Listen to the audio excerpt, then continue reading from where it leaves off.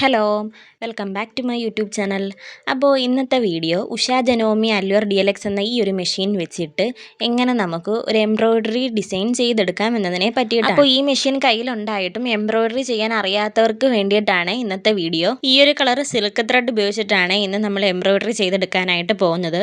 അപ്പോൾ നമുക്ക് വീഡിയോയിലോട്ട് പോവാം. എങ്ങനെയാണ് എംബ്രോയ്ഡറി ചെയ്തെടുക്കുന്നതെന്ന് നോക്കാം. അപ്പോൾ ആദ്യം നമുക്ക് എംബ്രോയ്ഡറി ചെയ്യാനായിട്ട് ഈ മെഷീനിൽ ഫങ്ഷൻസ് ഒക്കെ ഒന്ന് മാറ്റി കൊടുക്കണം. അപ്പോൾ ആദ്യം എന്താ ചെയ്യേണ്ടതെന്ന് വെച്ച് കഴിഞ്ഞാൽ ഈ ഫൂട്ടുണ്ടല്ലോ, ഈ ഫൂട്ട് നമ്മളങ്ങ് ഊരി മാറ്റണം. പിന്നെ എന്നിട്ട് ഇതാണ് ഡാണിങ് ഫൂട്ട് എന്ന് പറയും. ഇത് നമ്മൾ എംബ്രോയ്ഡറി ചെയ്യാനൊക്കെ ഉപയോഗിക്കുന്നൊരു ഫൂട്ടാണ്. അപ്പോൾ ഞാനിവിടെ ഈ സ്ക്രൂ ലൂസാക്കിയിട്ട് ഈ പ്രഷർ ഫൂട്ട് ഫുള്ള് ഊരി മാറ്റുകയാണ്. എന്നിട്ട് വേണം നമുക്ക് ആ ഒരു ഡാണിങ് ഫൂട്ട് ഇതിനകത്തേക്ക് ഇട്ട് കൊടുക്കാൻ. നമ്മൾ ഈ മെഷീൻ വാങ്ങിക്കുമ്പം തന്നെ നമുക്ക് കിട്ടുന്നതാണ് ഈ ഒരു ഡാണിങ് ഫൂട്ട്. ഇനി അത് കിട്ടാത്തവരാണെന്നുണ്ടെങ്കിൽ കുഴപ്പമില്ല, നമ്മൾ ഇതുപോലെ ഈ നമ്മുടെ നോർമൽ മെഷീൻ്റെ പ്രഷർ ഫൂട്ട് അങ്ങ് ഊരി മാറ്റിയിട്ട് നിങ്ങൾക്ക് എംബ്രോയ്ഡറി ചെയ്യാവുന്നതാണ്. ഇതിപ്പോൾ എൻ്റെ കയ്യിൽ ഉള്ളതുകൊണ്ടാണ് ഞാനിപ്പോൾ ഇത് ഫിറ്റ് ചെയ്തിട്ട് കാണിക്കുന്നത്.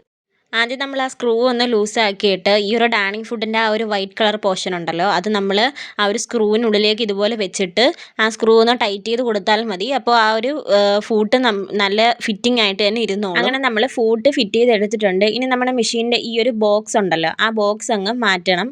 എന്നിട്ട് നമ്മൾ അടിനൂലിടുന്ന ആ ഒരു ഭാഗത്ത് ആ ഒരു ബോക്സ് ഓപ്പൺ ചെയ്തിട്ട് ഇതിൻ്റെ ഒരു താഴെ ഒരു ക്ലിപ്പുണ്ട്, അത് നമുക്കൊന്ന് താത്തിട്ട് കൊടുക്കണം. ദാണ്ട് ഈ ഒരു ക്ലിപ്പ് ഇതെന്ന് പറഞ്ഞു കഴിഞ്ഞാൽ നമ്മൾ സ്റ്റിച്ച് ചെയ്യുമ്പോൾ ആ പോർഷനിൽ ആ ഒരു പല്ലുണ്ടല്ലോ, ആ പല്ല് നമുക്കൊന്ന് താത്തിടണം. അതിന് വേണ്ടിയിട്ടാണ് നമ്മൾ ആ ഒരു ക്ലിപ്പ് താത്തിട്ട് കൊടുക്കുന്നത്.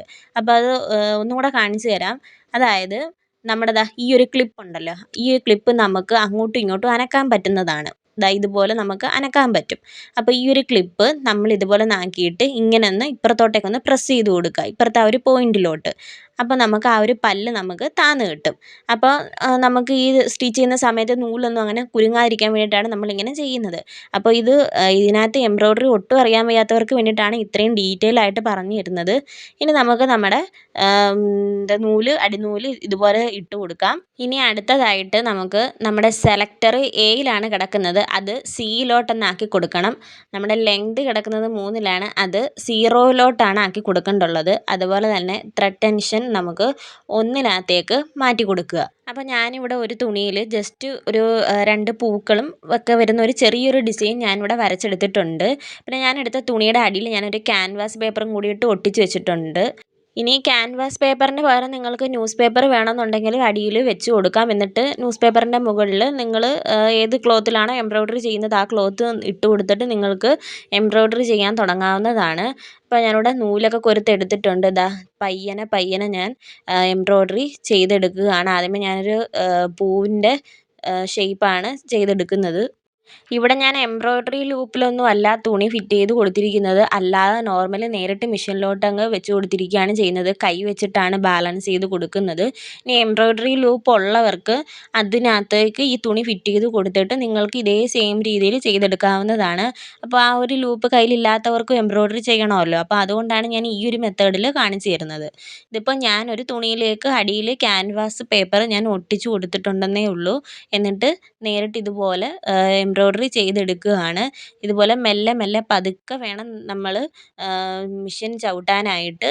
എന്നിട്ട് ആ ഒരു ഷേപ്പിൽ പതുക്കെ ഇങ്ങനെ സ്റ്റിച്ച് ചെയ്തിട്ടെടുക്കുക.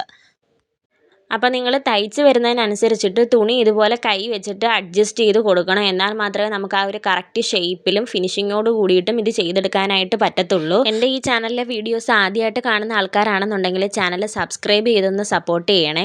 പിന്നെ നിങ്ങൾക്ക് ഈ ഒരു വീഡിയോ ഉപകാരപ്രദമാണെന്നുണ്ടെങ്കിൽ നിങ്ങൾ ലൈക്ക് ചെയ്യുക, നിങ്ങളുടെ അഭിപ്രായങ്ങൾ കമൻറ്റ് ചെയ്യുക. കമൻറ്റ് ചെയ്താൽ മാത്രമേ നമ്മൾക്ക് ഇനിയും വീഡിയോസ് ഇടാനായിട്ടൊരു പ്രചോദനമാകത്തുള്ളൂ. നമ്മൾ തയ്ച്ച് വരുമ്പോഴേ എക്സ്ട്രാ കിടക്കുന്ന നൂലുകളൊക്കെ ഉണ്ടെന്നുണ്ടെങ്കിൽ അങ്ങ് കട്ട് ചെയ്ത് കളഞ്ഞേക്കണം. ഇല്ലെന്നുണ്ടെങ്കിൽ അത് പിന്നെ ഇടയ്ക്ക് കയറി കുരുങ്ങും. അങ്ങനെ ഞാനിവിടെ ഒരു പൂവ് കംപ്ലീറ്റ് ചെയ്തെടുത്തിട്ടുണ്ട്. ഇനി നമുക്ക് ഇതിൻ്റെ ബാക്കി ഡിസൈൻ കൂടിയിട്ട് ചെയ്തെടുക്കണം. എംബ്രോയ്ഡറി ഒക്കെ ചെയ്തെടുക്കുമ്പോൾ നല്ല ടൈം എടുത്തിട്ടാണ് നമ്മൾ ചെയ്തെടുക്കാറ്. അപ്പോൾ നല്ല ക്ഷമയുണ്ടെങ്കിൽ മാത്രമേ നമുക്കിതൊക്കെ സ്റ്റിച്ച് ചെയ്തെടുക്കാനായിട്ട് പറ്റത്തുള്ളൂ. അപ്പോൾ നിങ്ങൾ ആദ്യമായിട്ട് ചെയ്യുമ്പോൾ ആദ്യം ഇതുപോലൊരു തുണി എടുത്തിട്ട് ഫസ്റ്റ് സെറ്റിങ്സ് എല്ലാം ഇതുപോലെ ആക്കി കൊടുത്തതിന് ശേഷം നിങ്ങൾ ഒരു സ്ട്രെയിറ്റ് സ്റ്റിച്ച് ചെയ്ത് പഠിക്കുക. അത് നല്ല രീതിയിൽ ചെയ്ത് പഠിച്ചതിന് ശേഷം മാത്രം ഇതുപോലുള്ള ഇതുപോലുള്ള കുഞ്ഞു കുഞ്ഞു ഡിസൈൻസ് നിങ്ങൾക്ക് ചെയ്ത് നോക്കാവുന്നതാണ്. നമ്മൾ സെലക്ടർ സിയിലാണ് വെച്ച് കൊടുത്തത്. ഇനി സിക്കും ബിക്കും ഇടയിലേക്ക് സെറ്റ് ചെയ്ത് കൊടുക്കുകയാണെന്നുണ്ടെങ്കിൽ നമ്മളിപ്പോൾ ചെയ്യുന്ന ഈ ഒരു സ്റ്റിച്ചിൻ്റെ വീതി നമുക്ക് അഡ്ജസ്റ്റ് ചെയ്യാനായിട്ട് പറ്റുന്നതാണ്. നമ്മൾ തയ്ച്ച് വരുന്ന സമയത്ത് സൂചി ഇതുപോലെ കുത്തി നിർത്തിയതിന് ശേഷം മാത്രമാണ് നമ്മൾ തുണി അങ്ങോട്ടും ഇങ്ങോട്ടും ചലിപ്പിക്കേണ്ടത്. ഇല്ലാന്നുണ്ടെന്നുണ്ടെങ്കിൽ നമ്മൾ ആ തയ്ച്ച് നിർത്തിയ ആ ഒരു ഭാഗത്തിൻ്റെ സ്ഥാനം നമുക്ക് മാറിപ്പോവും. സൂചി ഇതുപോലെ കുത്തി നിർത്തിയിട്ട് നിങ്ങൾക്ക് തുണി അങ്ങോട്ടോ ഇങ്ങോട്ടോ ഒക്കെ മറിച്ച് കൊടുക്കുകയും ചരിച്ചു കൊടുക്കുകയും ഒക്കെ ചെയ്യാവുന്നതാണ്. എന്നിട്ട് നിങ്ങൾക്ക് ബാക്കി ഡിസൈൻ കംപ്ലീറ്റ് ചെയ്തെടുക്കാം. അപ്പോൾ ഇവിടെ നമ്മുടെ രണ്ടാമത്തെ ഫ്ലവർ ഏകദേശം ചെയ്ത് തീരാറായിട്ടുണ്ട്. ഇത് നല്ല ഫിനിഷിങ്ങിലാണ് നമ്മൾ ചെയ്തെടുത്തിരിക്കുന്നത്. പിന്നെ ഇതിനകത്ത് ഉപയോഗിച്ചിരിക്കുന്ന ത്രെഡ് ഞാൻ ഉപയോഗിച്ചിരിക്കുന്നത് സിൽക്ക് ത്രെഡാണ്. നിങ്ങൾക്ക് വേണമെന്നുണ്ടെങ്കിൽ സിൽക്ക് ത്രെഡ് എടുക്കണമെന്ന് നിർബന്ധമൊന്നുമില്ല. നിങ്ങൾക്ക് കോട്ടൻ്റെ ത്രെഡ് വേണമെന്നുണ്ടെങ്കിലും എടുക്കാം. അതായത് നമ്മുടെ സാധാ നൂല് വേണമെന്നുണ്ടെങ്കിലും എടുക്കാം. ഞാനിപ്പോൾ ഇവിടെ ചെയ്തപ്പോൾ സിൽക്ക് ത്രെഡ് ഉപയോഗിച്ച് ചെയ്തു എന്ന് മാത്രം. സിൽക്ക് ത്രെഡ് എന്ന് പറയുന്നത് എംബ്രോയ്ഡറി ത്രെഡിനെയാണ് നമ്മൾ സിൽക്ക് ത്രെഡ് എന്ന് ഞാൻ ഉദ്ദേശിച്ചത്. അത് നമുക്ക് ഷോപ്പിൽ നിന്ന് വാങ്ങിക്കാനായിട്ട് കിട്ടും. ആ ഒരു എംബ്രോയ്ഡറി ത്രെഡ് വെച്ച് ചെയ്ത് കഴിഞ്ഞാൽ നമുക്ക് കുറച്ചും കൂടി ഒരു ഭംഗി കാണും ആ ഒരു ഡിസൈൻ കാണാനൊക്കെ ആയിട്ട്.